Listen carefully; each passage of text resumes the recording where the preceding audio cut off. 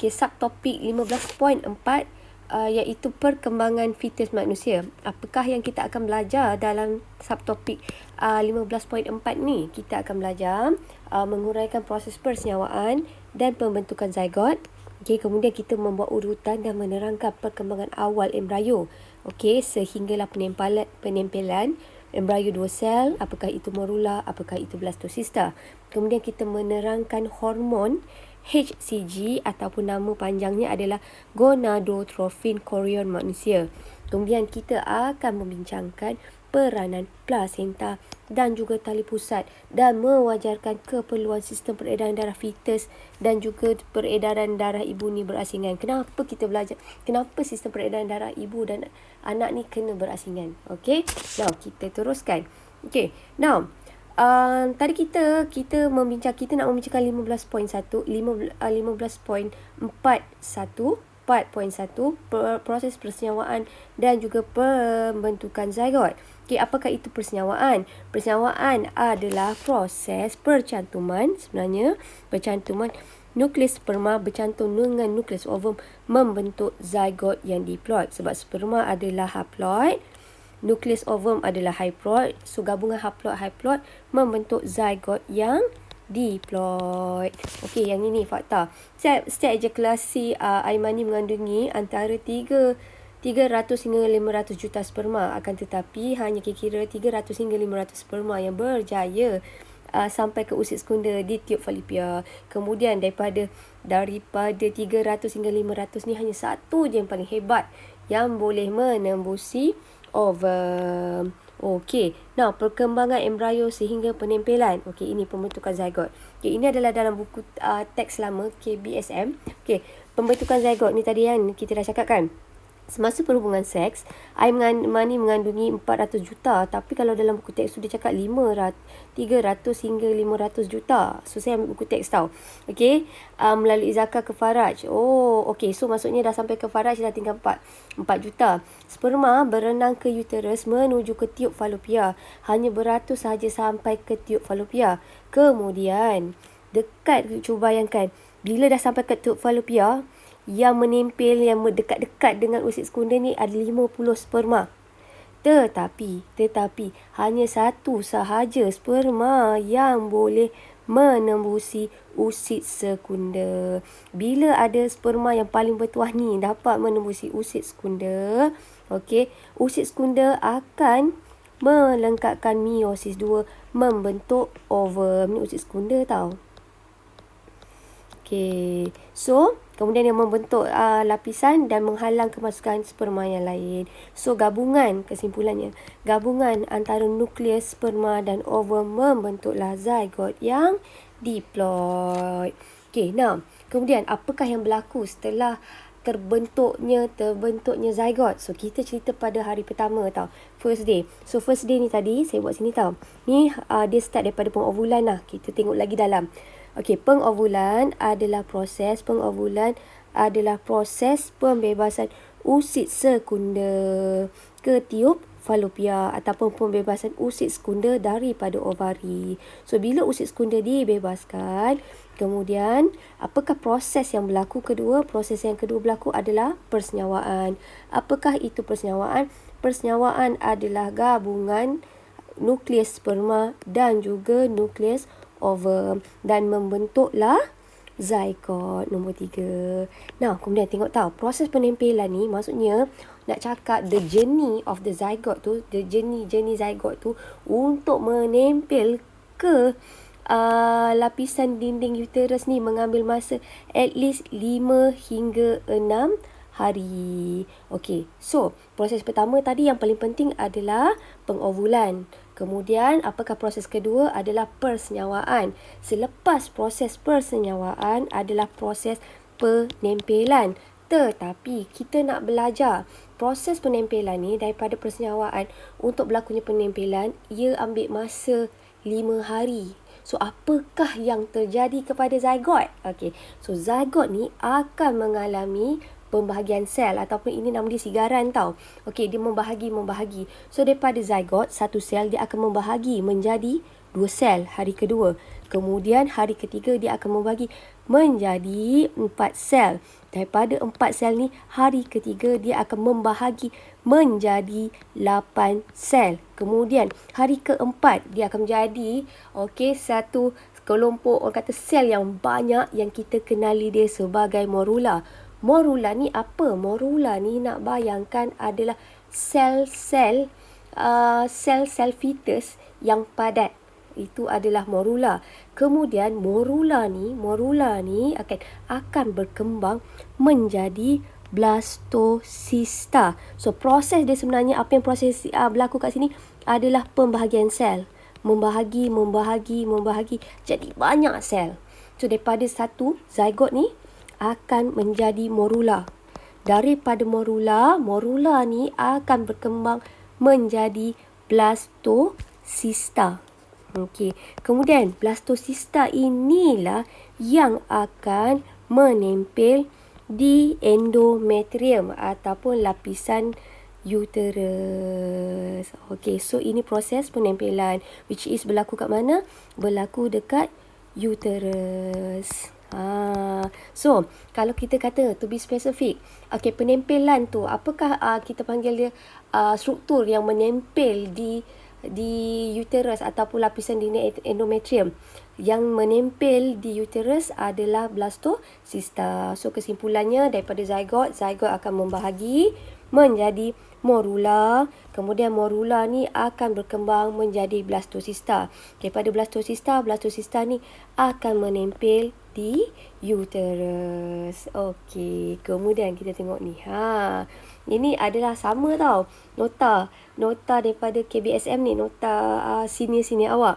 Okay, ini tadi dah cakap daripada zygote membahagi menjadi morula, daripada zygote menjadi morula, kemudian pembahagian sel, mitosis, ini semua melibatkan proses mitosis, bilangan sel bertambah menjadi blastocista. Bila blastocista ni akan menempel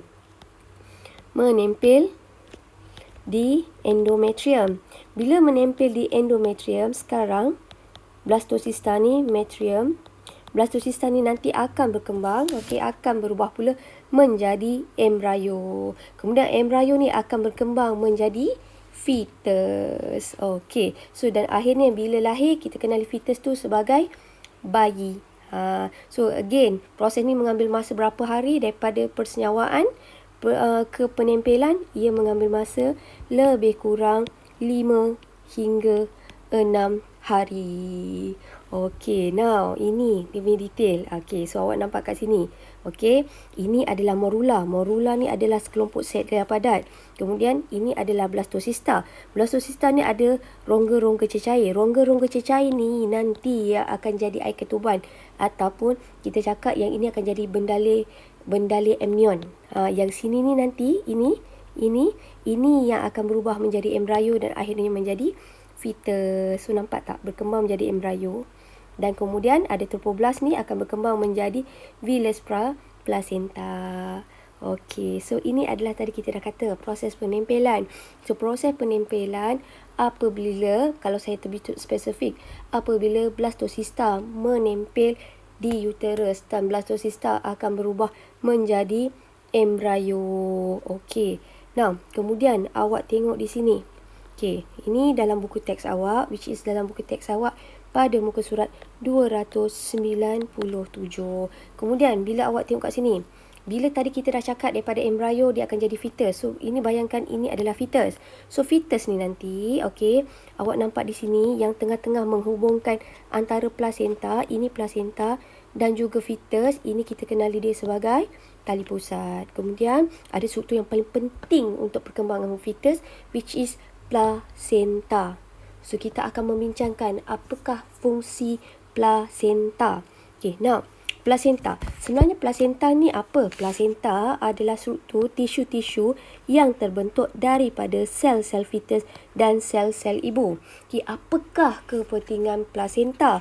Kepentingan placenta adalah sebagai kelenjar ataupun hormon endokrin. Kenapakah kita kata placenta ni sebagai organ endokrin? Sebab placenta ni ia akan merembeskan hormon progesteron dan juga estrogen serta HCG.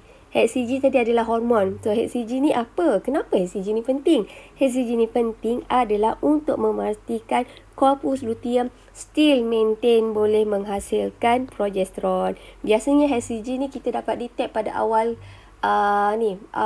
first trimester. Maksudnya kalau ibu tu baru mengandung awal-awal dalam 3 bulan. Okey. Kemudian HCG ni kita boleh detect melalui apa? Kita boleh detect melalui air kencing. Sebab tu kalau orang nak tahu dia pregnant, okey, dia akan buat urine test. Sebenarnya apa yang dia detect dalam tu? Dia detect dalam tu adalah hormon HCG. So hormon HCG ni boleh didetect, boleh ada hadir di urin. Okey. Now, kemudian kalaulah awak tengok gambar di sini, plasenta ni sebenarnya dia adalah sebagai satu lapisan ataupun kita nak cakap ia adalah sebagai satu barrier. Kenapa perlu wujudkan sebagai barrier ataupun penghalang antara ibu dan juga anak? Sebab plasenta ni plasenta ni mewujudkan satu membran nipis yang mengasingkan sistem peredaran darah ibu dan juga fetus. Kenapa sistem peredaran darah ibu dan fetus ni perlu diasingkan? Kerana dapat melindungi fetus daripada bahan kimia yang bahaya, tetapi tak semua, ada certain bahan kimia yang boleh masuk, bahan kimia yang bahaya yang boleh masuk, seperti dadah, alkohol dan juga kafein. Sebab tu kalau ibu yang mengandung adalah sangat tidak digalakkan mengambil dadah, alkohol dan minuman yang kafein terlampau tinggi. Nah, kemudian kenapa pentingnya plasenta ni?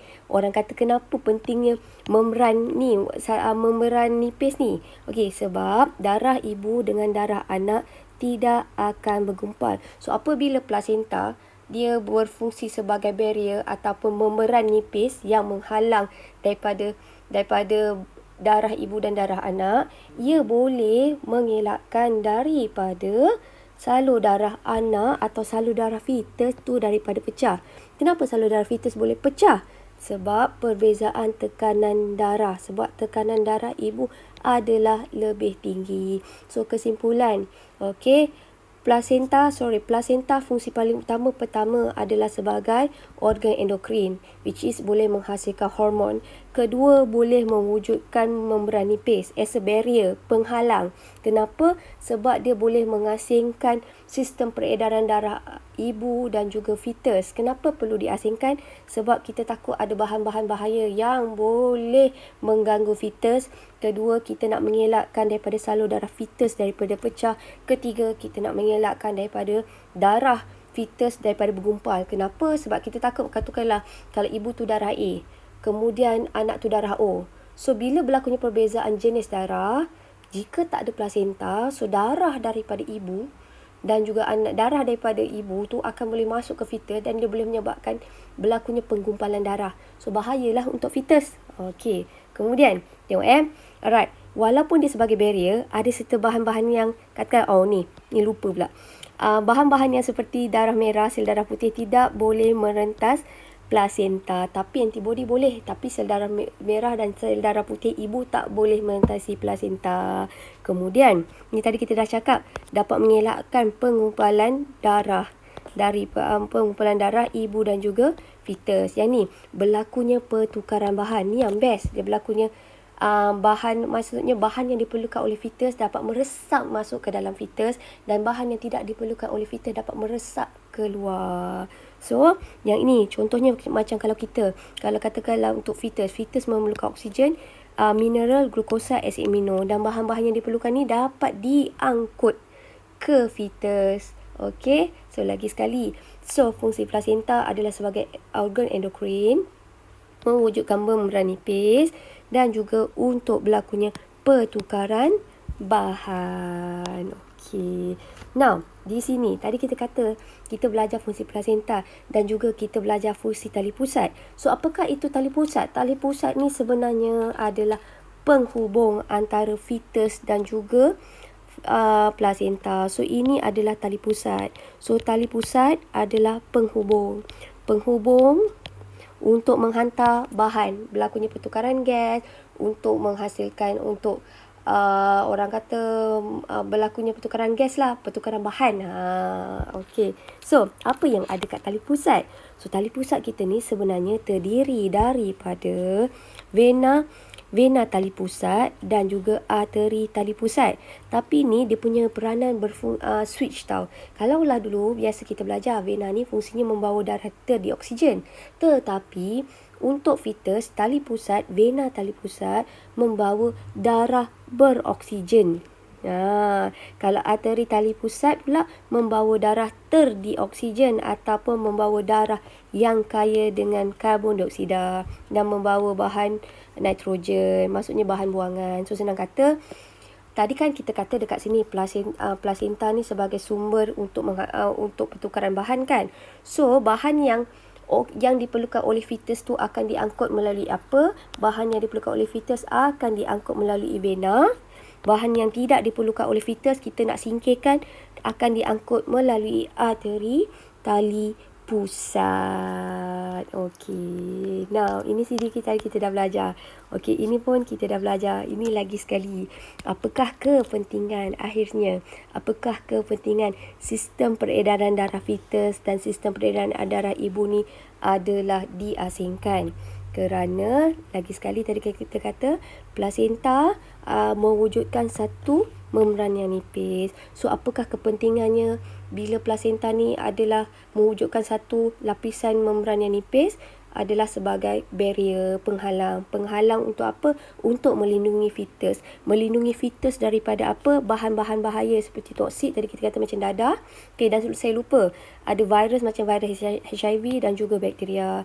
Dan juga tadi kita kata menghalang salur darah fetus yang halus tu daripada pecah. Kenapa? Sebab tekanan darah ibu yang tinggi dan menghalang berlakunya pergumpalan darah. Kenapa kita takut? Sebab ada jenis darah fetus dan darah ibu tu adalah berlainan. So, itu sahaja untuk subtopik 15.4.